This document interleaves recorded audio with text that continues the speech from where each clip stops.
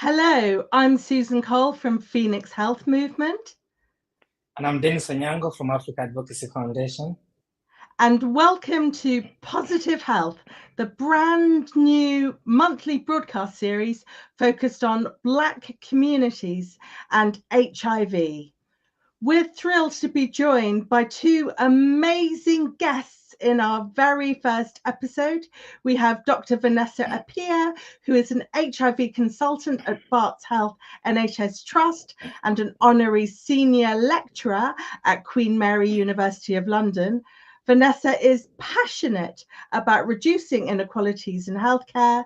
She has made this a central focus of her clinical work and received an NHS Windrush Award for her contribution to improving health equity. She's also the co-founder of Phoenix Health Movement, so really excited to have her on. Our second guest is Rev Jide Macaulay, a great friend. Jide is the founder and CEO of House of Rainbow. He is a British Nigerian gay priest, an inspirational speaker, an author, a poet, and HIV positive activist. He was ordained in 1998 and he holds degrees in law and theology. Jide serves with Report Out, One Voice Network, Inarela, and UNAIDS. Jide is passionate about faith, justice, and equality. His pronouns are he, they. We are delighted to have you both. Fantastic, really exciting. But some people have said to me, so why are you having a show focused just on Black communities and HIV?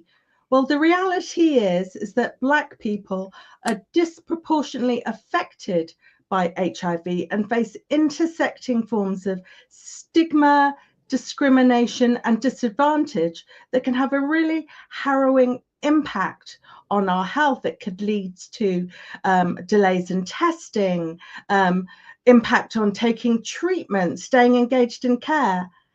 And all of this leads to worse health outcomes for Black communities. And yes, one of the forms of discrimination faced is systemic racism.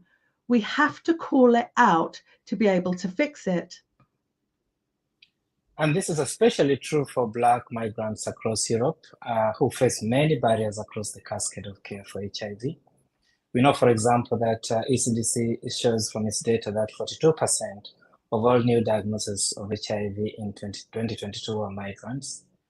We also see from the same data that 60% of all those diagnoses were Sub-Saharan African migrants who were diagnosed late. So 66% was South Asian men, population who was also diagnosed late. So the data is there. We also know that a lot of migrants acquire HIV post-migration to Europe. That's at 63%.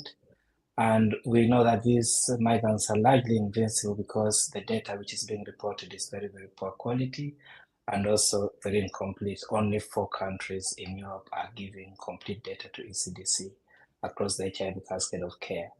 So this series of broadcasts are helping us shine a light on these disparities and the gaps that exist in HIV care. Fantastic.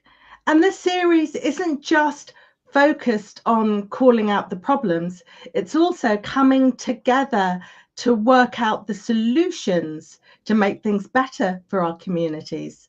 So let's bring on our first guest, Dr Vanessa Apea. Hi. Hello, Vanessa. Hi, congratulations. Thank you. Wonderful to have you on. No, thank you for having me. Really happy to be here. Vanessa, we know that Black communities have faced health inequities across disease areas for generations, leading to worse health outcomes. But with HIV, there's that extra layer of stigma. What role do you think stigma is playing in driving the epidemic in Black communities, and what can be done about it? Oh gosh, I mean, stigma just doesn't sit along HIV. It actively fuels it. And in Black communities, particularly where you've got structural racism, misinformation, you've got cultural silence around sexual health that exists already. Stigma really creates that perfect storm, and it prevents open conversations, it delays testing, discourages treatment. But for me, also, particularly, it's the isolation for those living with HIV and being forced to live in this duality, where they know they're living with a condition, but they can't actively share it and get the support that they need.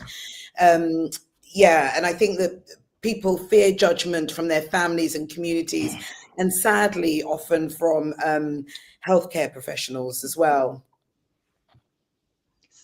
So what can we do about it?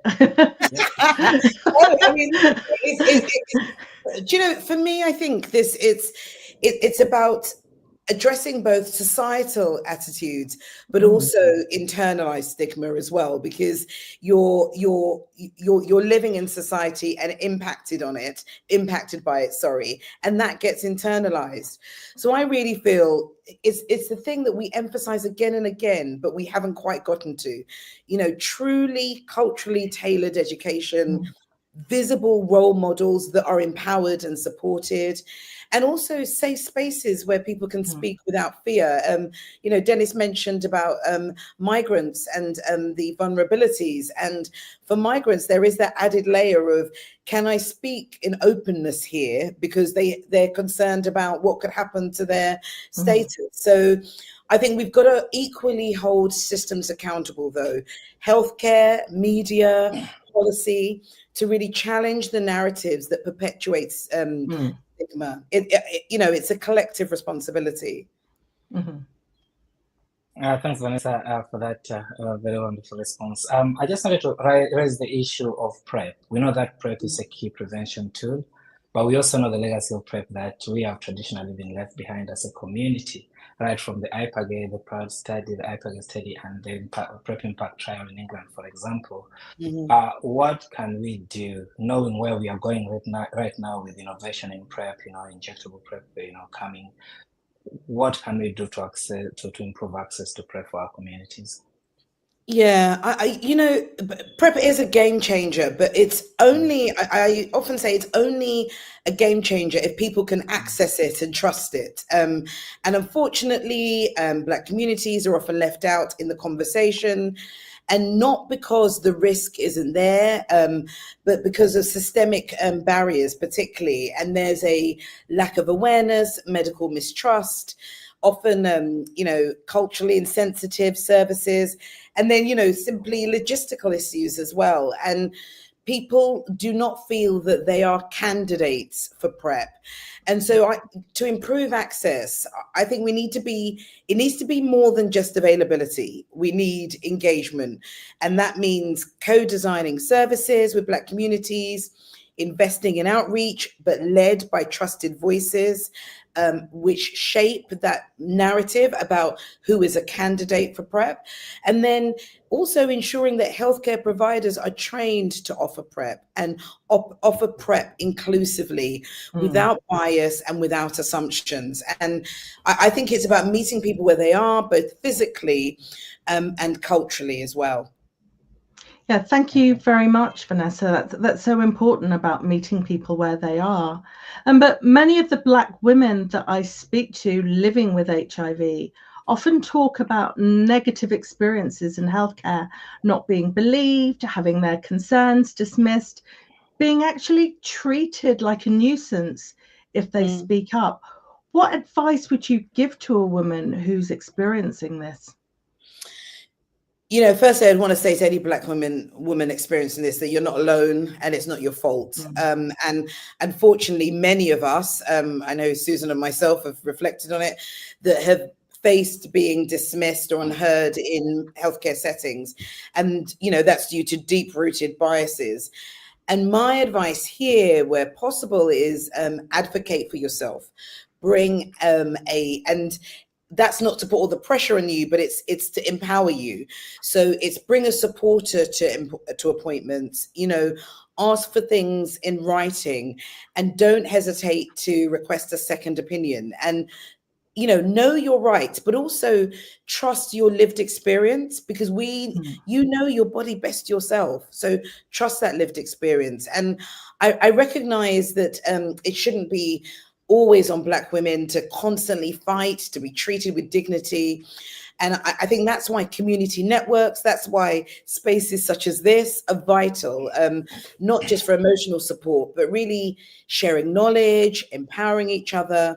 And for healthcare professionals listening, I'd say is that, this is your call to reflect, listen actively and do better, really.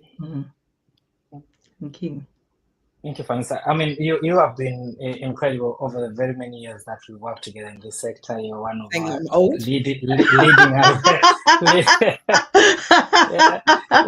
honestly, you're one of our leading. I loved it, Denis.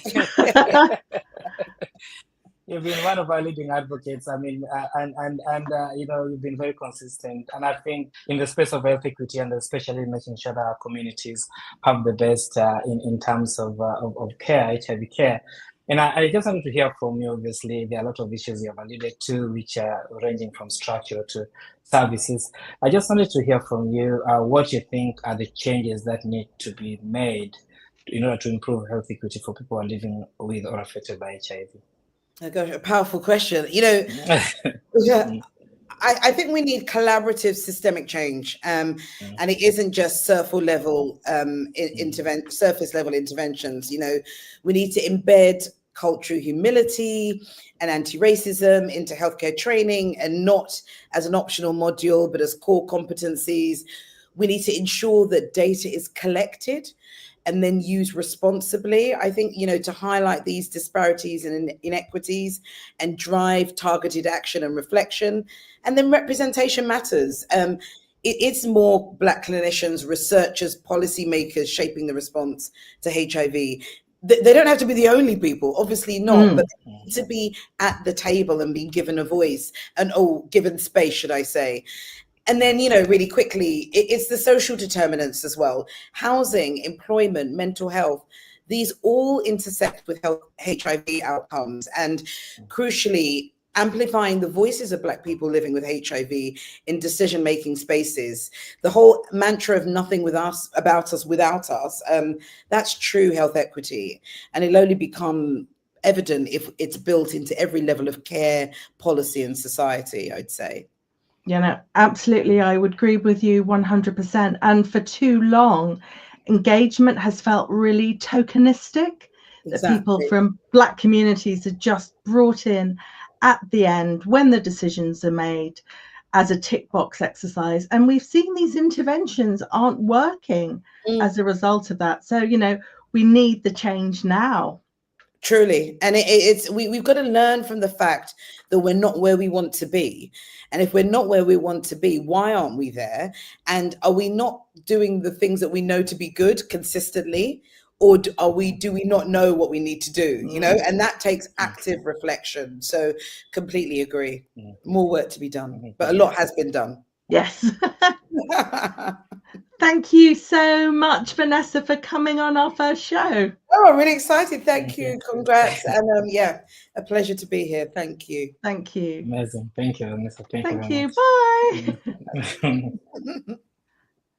Really lovely to see Vanessa. And I saw lots of people from the HIV community and clinicians last week at the British HIV Association conference, including your colleague Judy, Denis, who I think spoken about 3 different sessions and was really busy representing AAF. What were some of the things that Judy was doing at the conference when where were you, like in bed watching TV? Very busy working as usual. Susan, but Judy is incredible. It's really well represented. I mean, she was at, she spoke mainly about HIV and women, because we know there's a lot of disparities there. She also chaired the session on fertility, faith, and end of life care, which is not always talked about, and was on the panel of HIV outcomes report, the one that's looking at safeguarding HIV services. within marginalized communities, especially Black communities. And we know that these organizations face a lot of challenges. I think there is a report from this report that around 75% or 2/3 are facing closure due to lack of funding and other challenges. But we also know that these organizations do very crucial work because, you know, our communities are always referred to as people who are hard to reach. And yet it is just services that are not really easy to navigate. So these organizations are crucial to the work we do. And I'm part of the HIV Outcome Steering Group. There's a report coming out which will be published on the 20th of May. So look out for that. Absolutely, and there's going to be a parliamentary reception, and my son James Cole from NAT spoke at the conference as well about this issue and was given an award for his presentation. Wow. So very proud, very proud mum. But also what was discussed at the conference was the One Voice Network and NAT report that showed that GPs are failing people from Black communities. They surveyed over 140 people from Black communities and in London and found that nearly a fifth avoided going to their GP because they felt that they were going to be treated differently. 20% stated that they weren't listened to by their GP, and a third reported that their GP never actually consulted them about their care. And when I run information sessions in the community, problems with GPs is something that comes up more than anything else. And this is something that we've been hearing for so long, often how people are ping-ponged between GPs and their HIV clinic and other areas. And that really is time for action and change now. And we're really fortunate to have one of the co-chairs of One Voice Network, Rev Jide Macaulay, to join us to talk a little bit more about this. Hello, and thank you so much for having me, Susan and Denis. Honestly, I mean, the first thing I want to say is that you're making history, and I'm part of it today. Thank you. Oh, thank you very much. Thank you so much. It's wonderful to have you. Reverend Jide, it's a pleasure to have you, as Susan said. Welcome. Yeah, we're very interested in the recent OVN NHS report, which was highlighted at BIG, of course. But the report, basically talks about experiences of people living with HIV in primary care. And we see that many people from Black communities are being let down by GPs. What are the changes that are needed to fix this, in your opinion? I think there are many things that need to change to start with. But just to give you a clarification, One Voice Network is an umbrella network of HIV-led organizations delivering for the Black community in the United Kingdom. There are many of us, so far, but there's never going to be enough. And I think that the work of this network organizations is addressing inequality and health poverty in the UK. And of course, using our platform to challenge the government on different policies that obviously creates all of these inequalities across the UK.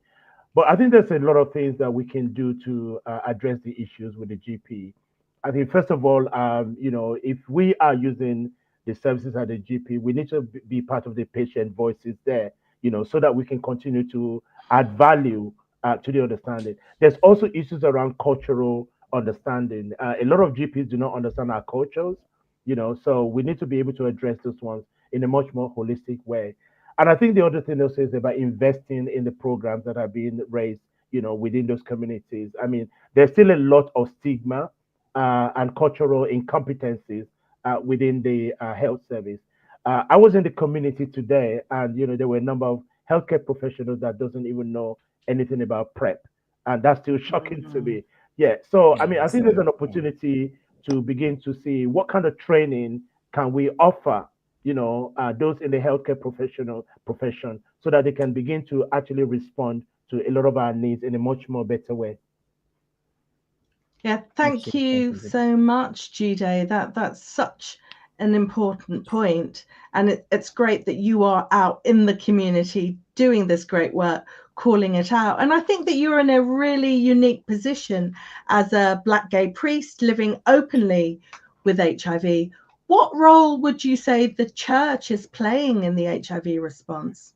To be quite honest, I've had this conversation many times about the role of the church. I think that what we've seen with the church is that there are some of the churches that will celebrate World AIDS Day. And then the question is what happens in the other 364 days of the year? It is actually not enough. I have a lot of proposals, for the church and other religious communities. The first thing is that you need to train religious leaders in understanding what is HIV. Ask a religious leader today, what is HIV? They can't tell you the full meaning of that acronym. And I think that this is the thing. We need to get the training to them. And I think that there's a lot of attempts, to get faith leaders on board. And I think another thing is that if they can change their sermon, for a period of 6 months that includes the subject of HIV, to destigmatize HIV, to call out the shame around HIV, it will help a lot of people. And of course, my biggest response is that if a religious leader, regardless of the size of your church, of your mosque, of your temple, can publicly have an HIV test and then ask the congregation to do likewise, that would be great. I think it would be like Jesus is at work, seriously. And, the whole issue needs to be broken down. People living with the HIV are living well. People on effective medication are reaching undetectable equals untransmittable. We need to get that message out. And people within religious communities can also be on prep to prevent themselves from getting HIV. Being sexually active is not ungodly. A lot of religious community have made it a big pain for people. Seriously. I remember the days where we talk about ABC. We need to begin to talk about safer practices. Absolutely. Thank you, Jide. Yeah, just to add to that, obviously, we know that one of the reasons why we're not getting good progress towards zero elimination, elimination of HIV is lost to follow up, and part of this, part of it is due to the fact that some faith leaders are discouraging people who are living with HIV from taking their medication, that they will be healed. So I just wanted to know what message you have for somebody who might be in that situation, but more so, what message do you have for your fellow faith leaders who may be doing this? I think, to be quite honest, religious leaders that are asking people not to take their medication are doing it completely out of ignorance. I think the science, have proven it differently. That people live well, if they take their medication, adequately and courageously. The one thing that we need for people living with HIV is an adequate and good peer support, where they can get the right information. I think religious leaders that are telling people not to take their medication are absolutely out of the picture, and no one should listen to them, to be quite honest. But I think that this is an opportunity for us to address this, both from a policy angle and from a community angle, and also address every culture, every religious practices. We don't want to stop people from believing in God. That is so crucial. I'm a Christian, and I believe in God. Jesus Christ did not tell the people that he healed to stop taking their medication. He actually used the power of intervention to encourage them to get the healing. And I think that these days that we know a lot more about medicine, I think we need to be looking at what would Jesus do in this time? Would Jesus ask someone not to take, a life-saving medication? We also need to look at it in parallel with other, long-term illnesses like sickle cell, people that are living with diabetes or people that are living with cancer. They have to take regular medication, to maintain their health. People that are living with high blood pressure, that are on medication, you're going to tell them not to take their medication? I think it's just wrong. The biggest problem with HIV is the stigma, and we need to break that.